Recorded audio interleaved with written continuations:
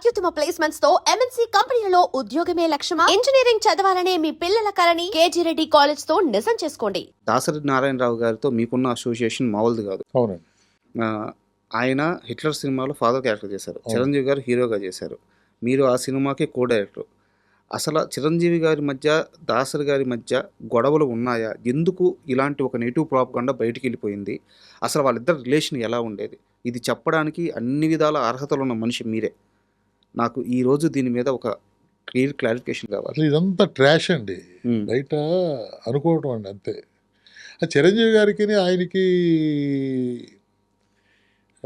Gap ఎందుకు ఉందండి? చిరంజీవి గారితో లంకేశ్వరి చేశారు ఈయన. అవును.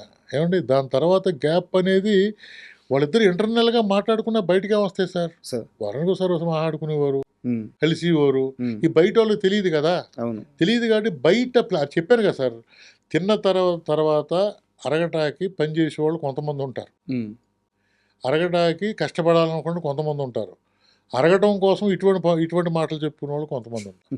అంతే తప్పండి వాళ్ళిద్దరికీ.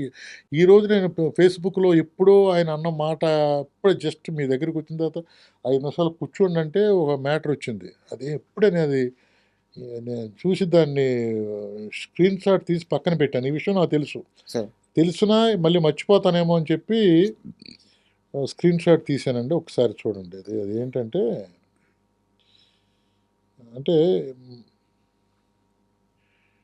చిరంజీవి గారు హీరో మాత్రమే కాదు, ఆయన ఒక సినీ కార్మికుడు, కళా కార్మికుడు, కష్టజీవి. 1 నుండి 10 వరకు చిరంజీవే, ఆ తర్వాతే ఎవరైనా. దర్శకరత్న దాసరి నారాయణరావు. ఇండస్ట్రీలో 1 నుంచి 10 ఇది వరకు చిరంజీవి. ఇదిగోండి, నేను ఇప్పుడే మీ దగ్గరికి వచ్చిన తర్వాత కాఫీ తాగే టైంలో స్క్రీన్ షాట్ తీసి పెట్టుకున్నా. ఉమ్, ఎందుకంటే వీళ్ళిద్దరి మధ్యన గొడవ అంటే అసలు నమ్ముతారండి? అసలు ఒకసారి ఆలోచించండి. సార్. 1 to 10 చిరంజీవి, ఆ రోజు స్టేట్మెంట్ ఇవ్వాలన్నా కానీ మరి ఏమంటే 1 to 10 ఆయనే. ఏమంటే ఖైదీ నెంబర్ 1కి, ఖైదీ నెంబరు 50కి అయినా 1కి అక్కడికి వెళ్ళారు కదా. వెళ్ళి స్టేజ్ మీద ఏం మాట్లాడారు ఆయన? చిరంజీవి గారికి తనకి మధ్యన గ్యాప్ ఉంటే ఎందుకు మాట్లాడతారు అలాగా? సార్ అప్పుడు మాట్లాడింది. ఉమ్, ఎప్పుడు ఆయన మనసులో ఉంటే 1 to 10 చిరంజీవి గారు ఇంకెవరు లేరు అంటాడు ఆయన. సార్ మరి వాళ్ళిద్దరి మధ్యన గ్యాప్ వచ్చింది, ఇద్దరు తిట్టుకునేవారు, ఇదే అది అంటే ఎంతవరకు కరెక్ట్ అండి? కరెక్ట్ కాదు సార్ అది. అది క్లియర్గా చెప్పే మనిషి లేకుండా పోయాడు సార్. నేను చెప్తున్నాను కదా, వాళ్ళిద్దరి మధ్య ఏ గ్యాప్ లేదు, ఉమ్, అది మాత్రం కన్ఫర్మ్. ఎందుకంటే వాళ్ళ ఫ్యామిలీకి వీళ్ళ ఫ్యామిలీకి అల్లు రామలింగయ్య గారు, మన ఎవరు అరవింద్ గారు చిన్నప్పటి నుంచి తిరిగినది అంత. అటువంటి ఫ్యామిలీలో ఎందుకు వస్తుందండి సార్ అంటే? రోజు భుజాల మీద తిరగకపోవచ్చు సార్, కానీ ఇద్దరు రిలేషన్షిప్ ఎందుకు పోద్దండి? ఇప్పుడు ఎక్కడైనా గొడవ పడ్డారా? లేదు కదా. అవును. ఏదో మాట అనుకున్నారా? లేదు కదా. అవును. మరి ఎందుకు వీళ్ళు డిసైడ్ చేసేస్తారు ఎవరి మట్టుకాళ్ళు వాళ్ళిద్దరికి గొడవలు ఉన్నాయి, వాళ్ళిద్దరికి గ్యాప్ ఉందని? కరెక్ట్ కాదు కదా సార్. నాకైతే మాత్రం నాకు తెలుసుండగా వాళ్ళిద్దరికి ఏ గ్యాప్ లేదనేది నాకు తెలుసు సార్. ఎందుకంటే దాసరి నారాయణరావు గారు మినిస్టర్ అయిన కాడి నుంచి ఆయన పోయే వరకు ఆయన పక్కనే ఉన్నాను. హాస్పిటల్లో 80 రోజులు నేనే ఉన్నాను. A to Z ఆయనకు వాట్ ఈజ్ వాట్, ఆయన విషయాలన్నీ తెలుసు, ఆయన ఫ్యామిలీ విషయాలన్నీ తెలుసు నాకు. సార్ ఆయన కొన్ని విషయాలు ఎవరికి చెప్పని విషయాలు నాకు చెప్పిన రోజులు ఉన్నాయి. సార్. కాబట్టి ఆయన ఎప్పుడు చూసినా సార్ ఆయన ఒక విషయం చెప్పాలి సార్ ఆడియన్స్కి. రాత్రి 2:30, 3 వరకు సినిమాలు చూసేవారండి ఆయన, దాసరి గారు. దాసరి గారు. అప్పటి వరకు మేము ఉండేవాళ్ళం, నేను రాజేంద్ర. ఆయన వెళ్ళమని వరకు వెళ్ళేవాళ్ళం కాదు. సార్ ఇంకా బయలుదేరండి అయ్యా అనేవారు 2:30కి, 2:30కి. ఇప్పుడు ఎప్పుడన్నా ఆయన చిరంజీవి గారు సినిమా చూశారనుకోండి, సార్ కష్టపడ్డా ఇలాగని ఎవరు లేరు అంత కష్టపడ్డ వ్యక్తి, అంత కష్టంతో పైకి వచ్చిన మనిషి. ఓపెన్గా చెప్పేవారు. ఓపెన్గా మాతో. సపోజ్ ఆ సినిమా అప్పుడే ఇన్సిడెంట్ జరిగింది అనుకోండి, అది కూడా గుర్చేసేవారు. అప్పుడు అలా జరిగింది, ఇలా జరిగింది. వాళ్ళిద్దరి మధ్యన గొడవలు అనేది అంత ట్రాష్ అనేది నమ్మొద్దు సార్. సార్ ఇంకో కాంట్రవర్సీ కూడా దాసరి గారి చుట్టూ నడుస్తూ ఉంది. దాసరి గారి మరణం చుట్టూ బయటికి ఏదేదో ఆయన ఆ మెడిసిన్ వాడేదో, ఆ ట్యాబ్లెట్స్ వాడేదో, ఆపరేషన్ చేయించుకున్నారు, ఇలా రకరకాల కాంట్రవర్షీలు నడుస్తూ ఉన్నాయి. యాక్చువల్గా నేను దాసరి గారి బిడ్డల ఇంటర్వ్యూ కోసం, వాళ్ళ కొడుకుల ఇంటర్వ్యూ కోసం సంవత్సరం రోజులుగా ట్రై చేస్తున్నాను. చాలా క్లారిఫికేషన్స్ కావాలి. అంత పెద్ద డైరెక్టర్, దర్శకరత్న, ఆయన చుట్టూ ఎలాంటి నెగిటివ్ ప్రాపగండా జరగకూడదు అన్నది నా అభిప్రాయం. ఆయన మరణం మీద మాత్రం ఇప్పటికీ అది అలాగే ఉండిపోయింది. అసలు ఆయన మరణం వెనక ఏం జరిగింది? ఏం జరుగుతుంది అంత అది కూడా చెప్తున్నాడు కదా సార్. ఇప్పుడు రకరకాలుగా మాట్లాడుతారు. ఆయన ఆపరేషన్ చేయించుకున్నారు, అది వికటించింది, పోయారు. అంతే. దాంట్లో వెనకాల ఆళ్ళున్నారు, ఈళ్ళున్నారు అనేది ఇదంతా ఉత్తిదేనండి. ఉమ్. ఇంతవరకే. దాంట్లో వేరే లేదు నాకు తెలుసున్నంత వరకు. కానీ నాకు తెలియనిది ఏమైనా జరిగిందేమో నాకు నీకు తెలీదు. తెలియదు ఏముంది మొత్తం ఇండస్ట్రీలో దాసరి గారి గురించి చెప్పాలి అంటే రాజా చెప్తాడు, రాజావనం రెడ్డి చెప్తాడు. ఎందుకంటే చివరి రోజుల్లో పక్కన ఉంది ఆయనే. అండ్ శివాజీ రాజా గారు వచ్చారు నా ఇంటర్వ్యూకి. శివాజీ రాజా గారు కూడా ఆ ఇంటర్వ్యూలో చెప్పారు, నేను వెళ్ళి లాస్ట్ రోజుల్లో అంటే సార్తో నాకు ముందుగా గ్యాప్ వచ్చింది, ఆయన చివరి రోజుల్లో ఆ గ్యాప్ పూడ్చుకున్నాను. అప్పుడు కూడా ఆ ఇంటర్వ్యూ అయిపోయినాక ఆ ప్రస్తావనలో కూడా మీ గురించి చెప్పారు ఓకే. ఓకే. శివాజీ రాజా గారు. సో లేదు, ఆయన కొడుకు కంటే ఎక్కువగా పక్కనే ఉండేవాడిని సార్. సార్ అంటే ఆయన తెల్లవారుజామున 5 గంటలు లేపి, నిద్ర లేపి 5:30కి వాకింగ్ తీసుకెళ్ళాను. 3 నెలలు అంటే ఆలోచించండి. సార్ అంటే ఆయన దగ్గరికి నేను 4:30కి వెళ్ళాలంటే నేను ఎన్ని గంటలు లేసి ఉంటాను. అలాగా మా ఇద్దరి మధ్యన గురు శిష్యులు. ఆయన నాకు గాడ్ ఫాదర్, తండ్రి అంతే. నా ఎందుకో మా ఇద్దరికి అలాగా ఆయన, నేను లేకపోతే ఆయన భోజనం లేని రోజున భోజనం లేకుండా, అంటే పిలిచి రాజా ఉన్నాడా భోజనానికి అని చెప్పి అడిగి భోజనం చేసేవాడు. అందుకోసం అని చెప్పి నేను ఉండి భోజనం చేసి వెళ్ళేవాడిని. సార్ అలాగా మా ఇద్దరిది ఎందుకో భగవంతుడు ఏ రుణం ఆ రోజుల్లో నాకు ఆయన దగ్గర ఉండటం, నా ఎంత హ్యాపీ, ఆయనకి సేవ చేసుకోవటం భగవంతుడు నాకు ఇచ్చిన అదృష్టంగా ఫీల్ అవుతానండి. సార్ నేను దాసరి గారి కుటుంబ విషయాల గురించి అడగట్లేదు, ఎందుకంటే వాళ్ళ మనుషులు ఇక్కడ లేరు కాబట్టి మాట్లాడుకోవడం తప్పు. ఆ గొడవల గురించి మాట్లాడట్లేదు. ఇప్పుడు వాళ్ళ ఫ్యామిలీ ఎలా ఉంది, అంతా సర్దుకున్నాయా? ఏం సర్దుకోవటం అండి, అసలు ఒక విషయం జరిగితే దాన్ని రేటింగ్ కోసం మీ ఇష్టం వచ్చినట్టు చెప్పేస్తారు. ఇలా అంటున్నాను ఏమనుకోకండి. సార్ ఎవరిష్టం వాడిది. చూసి ఏం జరిగింది అన్నవాళ్ళు ఎవరు లేరు కదా సార్. ఆ ఇంట్లో గొడవలు ఎందుకు ఉన్నాయండి? సార్ అప్పుడు ఏదో మీడియా ముందుకు వచ్చి ఈ సార్ మీడియా ముందుకు రావడానికి ఆ రోజు నైట్ ఏమండి రకరకాలు జరుగుతూ ఉంటాయి. ఆయన మీదకి ఎందుకు వెళ్ళాలి?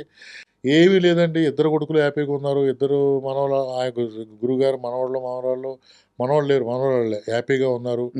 పోతే ఎవరు కూతురు డాక్టర్ గారు, ఆయన హ్యాపీగా ఉన్నాడు. రాత్రే కలిశాను. నేను మొన్న పొద్దుట అరుణ్ బాబుతో మాట్లాడాను. అంతా హ్యాపీగా, ఫ్యామిలీ అంతా హ్యాపీగా ఉన్నారండి. కానీ ఒకటేంటంటే సార్, స్వర్ణయుగం ఆయన మినిస్టర్ అవ్వకముందే స్వర్ణయుగంలో బతికాడండి. సార్ ఎక్కడ చేయి పెడితే అక్కడ లక్షలు కోట్లు ఉన్న టైం బతికాడు ఆయన. స్వర్ణయుగం చూశాడండి. ఎవరు చూశారు? దాసరి గారు చూసిన స్వర్ణయుగం ఎవరు చూశారు? ఆయన మినిస్టర్ అయిన తర్వాత స్వర్ణయుగాన్ని వదులుకున్నాడేమో అనిపిస్తుంది నాకు ఓపెన్గా. బొగ్గు రాసుకున్నాడు ఆయన. ఎర్రగా ఉన్న మనిషి మినిస్టర్ అయ్యి అనవసరంగా బొగ్గు రాసుకున్నాడేమో అనిపిస్తుంది. కానీ స్వర్ణయుగంలో బతికాడు, అందరూ స్వర్ణయుగం ఉన్నారు. బట్ ఏది నిలుపుకోలేకపోయాడు. బట్ పిల్లలకి ఆయన సంపాదించిన దాంట్లో ఆయన అనుకున్న, మీరందరూ అనుకున్నంత ఇవ్వలేకపోయాడు పిల్లలకి. సార్ అంతే తప్పండి. అలాగని చెప్పి వాళ్ళు ఇచ్చారు అంటే ఇవ్వలేదు. ఎంత కావాలో అంత ఇచ్చాడు. ఆయన సంపాదించిన దాంతో పోలిస్తే ఇవ్వలేదు. ఒకరికి చెప్పాలంటే ఆ స్వర్ణయుగంలో సంపాదించిందంటే వాళ్ళకే చెందుద్ది. అంత ఇవ్వలేకపోయాడు ఆయన. ఎందుకంటే దానకర్ణుడు, దానాలు చేసేవాడు. రోజుకి 70 మంది 80 మంది భోజనం చేసేవారు. డైనింగ్ టేబుల్ మీద 12 మందికి పంచపక్ష పర్వం అన్నారు. పొద్దున్న సాయంత్రం భోజనాలు ప్రతిరోజు. నాకు తెలుసుండగా ఆ ఇంటికి వచ్చే ఆయనకి సినిమా ఉన్నా లేకపోయినా 7 లక్షలు అవుద్ది. 2 లక్షల రూపాయలేమో పేదలకు పంపుతాడు. మరి డబ్బులు ఏముంటాయండి? తర్వాత అమ్ముకుని పంపించేవాడు. అమ్ముకుని భోజనం పెట్టేవాడు. మరి సంపాదన లేనప్పుడు అమ్ముకునే పెట్టాలి కదా. ఆస్తులు అమ్మి దానం చేసి, మరి దానం చేస్తే తప్పదు కదా. ఇల్లు ఆయన ఒకదానికి అలవాటు పడ్డాడు. సినిమా లేదని మానేయలేడుగా. ఇప్పుడు నేను కారు తిరుగుతున్నాను, సినిమా లేదు, పెట్రోల్ డబ్బులు లేవని చెప్పి కారులో లేక నడుచుకుంటూ వస్తున్నాను. ఇక్కడ పిల్లలు మీరు ఈ రోజుని సినిమాకి కొన్ని మెయింటెనెన్స్ ఉంటాయండి. సరే ఇదైతే మన పర్సనల్, మన మెయింటెనెన్స్ ఏదైనా అది కూడా అంతే కదా సార్. ఇప్పుడు రాజనారాయణరావు ఇంటికి వెళ్తే భోజనం ఉంటుందని ఒక 80 మంది అనుకుంటారు. ఆ నమ్మకం పోకూడదు కదా. పోకపోతే ఏం చేయాలి? లేవు ఆయన దగ్గర, ఏం చేయాలి? ఆస్తులు అమ్ముకుంటూ వచ్చాడు. మరి మీరు పక్కనే ఉన్నారు కదా, మీకు తెలియదు కదా అని చెప్తున్నాను నేను. ఇప్పుడు దాసరి నారాయణ గారి ఇంట్లో బజుల్లా రోడ్లో ఉన్నప్పుడు కూడా ఆ ఇంటికి వెళ్తే భోజనం దొరుకుద్ది అనుకునేవారు. ఇక్కడికి వచ్చిన తర్వాత భోజనం దొరుకుతుందని అనుకున్నారు. మినిస్టర్గా ఉన్నప్పుడు పెట్టాడు. మినిస్టర్ అయిన తర్వాత ఆయన దగ్గర డబ్బులు ఉన్నాయి అది ఇది అనుకున్నారు. లేదు, ఆయన ఆస్తులమ్మి భోజనాలు పెట్టి మెయింటైన్ చేశారు ఆయన. చెప్తుంటే నాకు కళ్ళలో సార్ అది కొంతమందికే తెలుసు సార్. అది అంత గొప్ప మనిషి మీద సార్ రాజకీయాల్లో కూడా మళ్ళీ ఆరోపణలు. ఎవరున్నారండి ఇప్పుడు సినిమా ఇండస్ట్రీకి? ఎవరున్నారు? సినిమా ఇండస్ట్రీ దాసరి ఉన్నప్పుడు లేనప్పుడు అనే నిర్ధారణ చేసుకుంటే ఉన్నప్పుడు ఏం జరిగింది, లేనప్పుడు ఏం జరుగుతుంది? ఆ దిక్కు లేదు కదా. మరే ఎవరికి దిక్కు లేదయ్యా. దిక్కు అంటే సార్ ఒక పెద్ద లేడు సినిమా పెద్ద ఇండస్ట్రీకి, పెద్ద దిక్కే. లేదు. ఏదైనా ఉంటే చిన్న గొప్ప ఒక చిరంజీవి గారు చూస్తున్నారు తప్పండి. ఆ పెద్ద దిక్కు పోయింది కదా, చిన్న లైట్ బాయ్ దగ్గర నుంచి చచ్చిపోయే రోజు అందరికీ. వరకు. ఆ, 26వ తారీఖు ఆయనకి ఆపరేషన్ అయ్యి హాస్పిటల్కి వెళ్ళే వరకు రోజుకి 70-80 మంది భోజనం చేసేవారు. ఉమ్, నెలకి 7 లక్షల రూపాయలు కార్లకి జీతాలకి గీతాలకి అయ్యాయి. 2 లక్షల రూపాయలు పేదవాళ్ళకి పంచిపెట్టేవాడు. ఇది మాత్రం కంపల్సరీగా జరుగుతూ ఉండేది, ఎప్పుడూ మానలేదు. సరే. సినిమా ఉన్నప్పుడు మానలేదు, లేనప్పుడు మానలేదు. ఉన్నంతకాలం సినిమా మీద వచ్చిన కష్టపడ్డ దాంతో పెట్టాడు, సినిమా లేనప్పుడు అమ్మి పెట్టాడు. అది మాత్రం కన్ఫర్మ్. ఆయన సంపాదించిన స్వర్ణయుగంలో సంపాదించిన చూసుకుంటే కొడుకులకి కూతురికి అంత ఇవ్వలేదు, కొంత ఇచ్చాడు ఆయన, ఉమ్, ఇవ్వగలిగాడు. ఇది నాకు తెలుసున్నాయి. ఎందుకంటే నేను ఆయన గురించి ఏం చెప్తాను చెప్పండి. అంటే మీలాంటి పెద్దలతో కూర్చున్నప్పుడు మాకు తెలుస్తుంటాయి సార్ ఇవి. అదే సార్, లేకుంటే మాకు చెప్పేవాళ్ళు ఎవరు ఇవన్నీ? రకరకాలుగా చెప్తారు సార్. ఇప్పుడు మనిషిని మంచి చేసేవాడిని మంచిగా చెప్పుకోవాలి, కానీ ఏదన్నా చెడ్డున్నా మంచి చేసేవాడిని ఆ చెడ్డకు ముయ్యాలి. అది చెడ్డేలో ఉండడం మీద చెడ్డనే పేడ పూసేసి సార్ పేడ ఉంది దాని మీద అంటే మనం ఏం చేయలేం కదా.